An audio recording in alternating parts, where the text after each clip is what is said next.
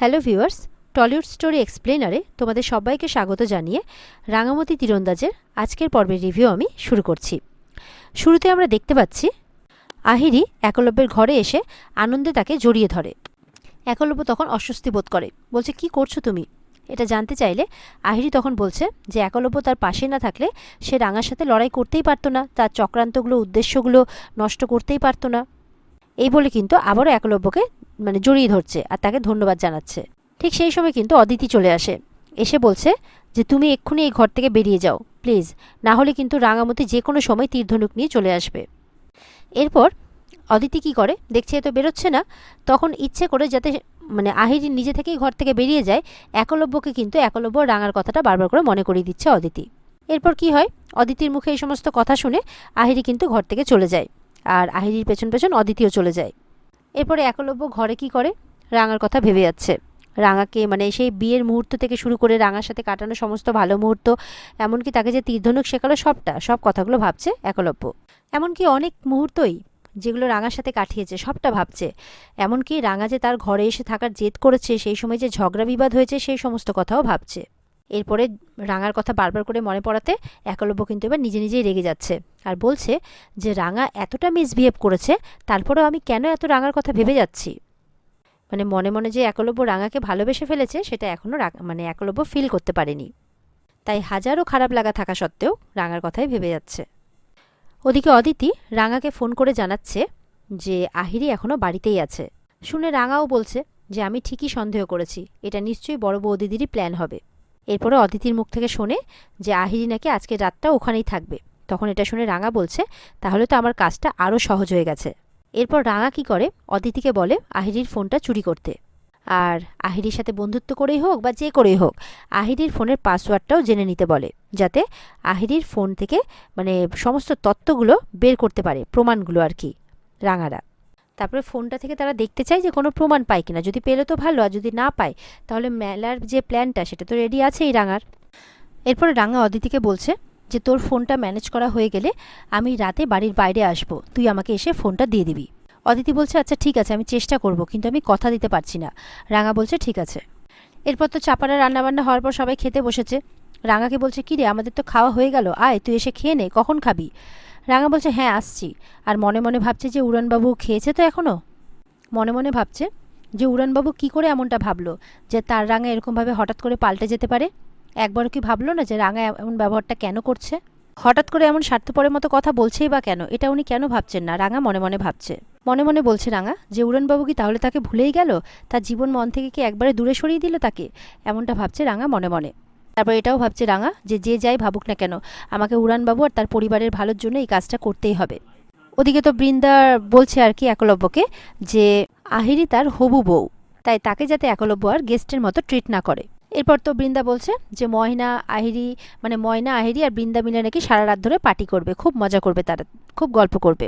এরপর তো একলব্য বলছে যে বিয়ের আগে আহিরির কিন্তু এই বাড়িতে থাকাটা এটা সবাই ভালো চোখে নেবে না, খুব প্রবলেমেটিক হয়ে যাবে, এটা মোটেও ভালো হবে না, কারণ লিগালি রাঙা কিন্তু এখনও তার বিয়ে করা বউ। এটা শুনে বৃন্দা বলছে ধুর ছাড়ো তো একলব্য, রাঙা এখন তার চড়কের মেলা নিয়ে খুব ব্যস্ত, এখন এই বাড়ির লোকেদের জন্য তার কোনো সময় নেই, কোনো চিন্তাও নেই, শুধু মুখেই সে বড় বড় কথা বলে। আহিরিও তখন বৃন্দার সুরে সুর মিলিয়ে বলছে বড় বৌদিদি কিন্তু ঠিক কথাই বলছে, কারণ সময় এলে সে বুঝতে পারবে যে রাঙাকে সে ঠিকই বুঝেছে, এমন করে বলছে আর কি, একলব্যের কান ভাঙাচ্ছে আহিরি। আবার এটাও বলছে ততদিনে আবার অনেকটা দেরি না হয়ে যায়। একলব্য তখন বলছে যে এটা নিয়ে এখন নতুন করে আলোচনা করার মতো কিছু নেই, তাছাড়া আমার রাঙামতির সাথে কথা হয়ে গেছে, আমি এই ব্যাপারে ওর সাথে কথা বলে নিয়েছি, রাঙামতিকে আমি আমার জীবনে আর জায়গা দেব না। এটা শুনে কিন্তু বৃন্দা আর আহিরি খুব খুশি হয়ে যায়। একলব্য তখন গুড নাইট বলে নিজের ঘরে চলে যায়। ওদিকে দেখা যাচ্ছে অদিতি কিন্তু আড়াল থেকে সবটা দেখছে, শুনছে ওদের কথাগুলো। এরপরে ওদিকে বৃন্দা আহিরিকে বলছে যে একলব্যের কথায় কিন্তু কিছু মনে করো না, ওগুলো কথা মাথাতেও নিও না, একটু রাত হলে বরঞ্চ একলব্যের ঘরে গিয়ে ওকে একটু বুঝিয়ে টুঝিয়ে ঠান্ডা করে এসো, একটু মাঝে মধ্যে ছেলেদের অন্য কিছু দিয়েও খুশি করতে হয়। আহিরি তো খুব লজ্জায় পড়ে যায়। এরপরে বলে যে চলো আমরা ছাদে যাই। অদিতি কিন্তু তখন আহিরির ফোনটা বিছানায় পড়ে থাকতে দেখে। এরপরে কিন্তু অদিতিকে তো রাঙা কথা দিয়েছে বাড়ির বাইরে থাকবে ফোনটা নেওয়ার জন্য, তো রাঙা তো যাচ্ছে। ভুদন তখন তাকে বলছে যে এত রাত্রে তুই একা যাচ্ছিস, তোর ভয় ভয় লাগছে না? রাঙা তখন বলছে, আরে এটা তো আমাদেরই পাড়া, আমি খুব ভালো করে চিনি এই পাড়াকে, তাছাড়া আমার শ্বশুরমশাই তো এই ক্লাবেরই প্রেসিডেন্ট। তো রাঙা তো বলছে যে তার কোনো ভয় নেই। এরপরে ভুদন রাঙাকে জিজ্ঞাসা করছে যে ও যেটা করছে ভাবনা চিন্তা করে করছে তো, কারণ এরপরে উড়ানবাবু তাকে ছেড়ে চলে যাবে না তো, এমনকি বাড়িতেও ও মানে ভালোভাবে আছে, সম্মান নিয়ে আছে, সেই আস্তানাটাও নষ্ট হয়ে যাবে না তো? এছাড়া এতদিন ধরে যে এই সাফল্যটা রাঙা পেল, তার ভবিষ্যৎটা নষ্ট হয়ে যাবে না তো? এই সমস্ত ভয় পাচ্ছে ভুদন, আর এগুলোই রাঙাকে বলছে। রাঙা তখন বলছে যে তুই আমার ভবিষ্যৎ নিয়ে অতটা চিন্তা করিস না, সেটা মানে সে যেটা করছে সেটা তার পরিবার আর স্বামীর ভালোর জন্যই করছে, তাছাড়া আর কোনো উদ্দেশ্য তার নাই। কেননা রাঙা খুব ভালো করেই জানে যে উড়নবাবুর সাথে তার কোনোদিনও জুটি বাঁধতে পারে না আর কি, কারণ তাদের কোনো মেলই নেই, এরকমভাবে বলছে রাঙা। এরপরে তো ভুদনকে বেশি ভাবনা চিন্তা না করতে বলছে, আর বলছে যা তুই তাড়াতাড়ি করে গিয়ে খেয়ে নে। আর এদিকে তারপরে রাঙা কিন্তু রওনা হয়ে যায়। ওদিকে তো বাড়িতে সবাই ডিনারে বসেছে, আর বৃন্দা বলছে যে আজ তার খুব আনন্দ হচ্ছে। এরপর অদিতিও সেখানে চালাকি করে আসে আর বলছে তারও খুব আনন্দ হচ্ছে। এরপর খাবারের টেবিলে আহিরির পাশেই ঠিক অদিতি বসে পড়ে। তো অদিতি তো প্ল্যান করে, এবার যেহেতু ফোনের পাসওয়ার্ড দেখতে হবে, তো এবার আহিরিকে বলছে যে তার দাদা যে যখন প্লেন চালায়, যখন ওখানে থাকে ডিউটি অবস্থায়, সেই ছবিগুলো সে দেখতে চাইছে যে তখন কেমন দেখায়। তো তখন আহিরি তো বলছে ঠিক আছে নাও দেখো। তখন আহিরি তো ফোনের পাসওয়ার্ডটা খুলছে, নাম্বার লকটা কিন্তু অদিতি দেখে নেয়। তো পাসওয়ার্ডটা জানা হয়ে যায়। এরপরে ছবিগুলো দেখে খুব আনন্দ পাচ্ছে, এরকম একটা বাহানা করতে থাকে অদিতি, আর মনে মনে বলে যে আমার যেটা জানার ছিল সেটা আমার জানা হয়ে গেছে। ওদিকে কিন্তু রাঙা যথারীতি সময় মতো একদম বাড়ির বাইরে চলে এসেছে আর অপেক্ষা করছে অদিতির। আর অদিতি কিন্তু সময় সুযোগ বুঝে রাত্রিবেলা যখন সবাই ঘুমিয়ে পড়েছে তখন ঢুকেছে কিন্তু বড় বৌদির ঘরে, কারণ বড় বৌদি বড়দাকে সরিয়ে সেখানে আহিরিকে নিয়ে ঘুমোচ্ছে, আর বড়দা চলে গেছে একলব্যের রুমে। তো বলছে যে এখানে নিশ্চিন্তে ঘুমোনো হচ্ছে, দেখছে যে ঠিক পাশেই ফোনটা রাখা আছে। খুব সাবধানে সেই ঘরে গেছে এবং ফোনটা নেওয়ার চেষ্টা করছে। ফোনটা একবার যখন নিতে যায় তখন তো আহিরি নড়ে ওঠে, তো ভয়ে নিচে বসে যায় অদিতি। এরপরে খুব চালাকি করে কিন্তু ফোনটা নিয়ে নেয়, আর ফোনটা নিয়ে ঘরের বাইরে বেরিয়ে চলে যায়। এরপরে তো দরজা দিয়ে কেউ আসছে দেখে এদিকে মানে রাঙা এক জায়গায় লুকিয়ে পড়ে। তারপরে দেখে যে সেখানে অদিতি এসছে। অদিতি এসে তারপর রাঙাকে ফোনটা দেয়।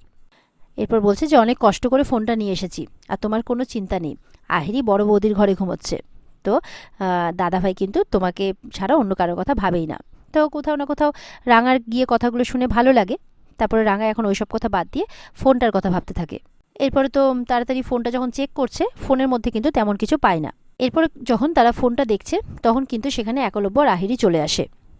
আহিরি বলছে যে সে যখন কোনো অন্যায় করেনি তখন এই ফোনটার মধ্যে খোঁজাখুঁজি করে কোনো লাভ নেই, এখানে কিচ্ছু পাবে না। একলব্য তখন অদিতিকে বলছে যে তুইও রাঙার পাল্লায় পড়ে গেছিস, রাঙার পাল্লায় পড়ে তুই যেই কাজটা করেছিস সেটা কি আদৌ ভালো কাজ? তখন তো আহিরি বলছে যে এই রাঙাই নিশ্চয়ই অদিতিকে ভুল বুঝিয়েছে, যার জন্য রাঙা ওর পাল্লায় পড়ে এই কাজটা করেছে। এটাও বলছে যে রাঙা শুধুমাত্র তার স্বার্থের জন্য এই কাজটা করেছে। এরপর কিন্তু একলব্য প্রচণ্ড রেগে গেছে। অদিতিকে বলছে তুই বল যে এই ফোনটা তুই কেন চুরি করেছিস, সেখানে এমন কি আছে যেটা তার জানা দরকার। রাঙাকেও শেষবারের মতো কিন্তু সুযোগ দিয়ে একই কথা জিজ্ঞাসা করছে একলব্য। রাঙাকে তো বলছে যে ওই ফোনে এমন কি আছে যে তুমি ওকে দিয়ে ফোনটা চুরি করিয়েছ, আমাকে এটা বলো, একলব্য জিজ্ঞাসা করছে। আহিরি বলছে যে আমার প্রতি তোমার এত রাগ কিসের, হঠাৎ করে আমি তোমার এত জাতশত্রু কেন হয়ে উঠলাম? আহিরি বলছে মানে ভালো মানুষ সেজে বলছে যে তোমার এই বিয়েটা না টিকলেও তুমি যাতে সারা জীবন ভালো করে থাকতে পারো, আমি তো সেটাই চেয়ে এসেছি, তাও তোমার আমার প্রতি এত রাগ কিসের? যদি আমার বিরুদ্ধে কোনো অভিযোগ তোমার থাকে তাহলে তুমি সেটা সবার সামনে বলো, হঠাৎ করে সিরিয়ালের ভিলেনের মতো তুমি আমার পেছনে কেন পড়ে গেছো? রাঙাকে প্রশ্ন করছে আহিরি। রাঙাকে তো বলছে আহিরি যে এই গল্পের মেন হিরোইন কিন্তু আমি, তুমি যতই চেষ্টা করার মানে ভিলেন বানানোর চেষ্টা করো আমাকে, মেন হিরোইনটা কিন্তু আমিই থাকবো। রাঙা তো আর কি বলবে, কারণ এমন একটা সিচুয়েশন আসবে সেটা রাঙা বুঝতে পারেনি। তো রাঙা চুপ করে আছে। একলব্য কিন্তু রাঙার উত্তরের অপেক্ষায় রাঙার দিকে তাকিয়ে আছে। আর এখানে আজকের পর্ব শেষ হয়ে যায়। তো বন্ধুরা, এই ছিল আজকের পর্বের রিভিউ। ভালো লেগে থাকলে অবশ্যই পর্বকে লাইক, কমেন্ট আর আমাদের সাথে জুড়ে থাকতে আমাদের চ্যানেলকে সাবস্ক্রাইব করতে কেউ ভুলবে না।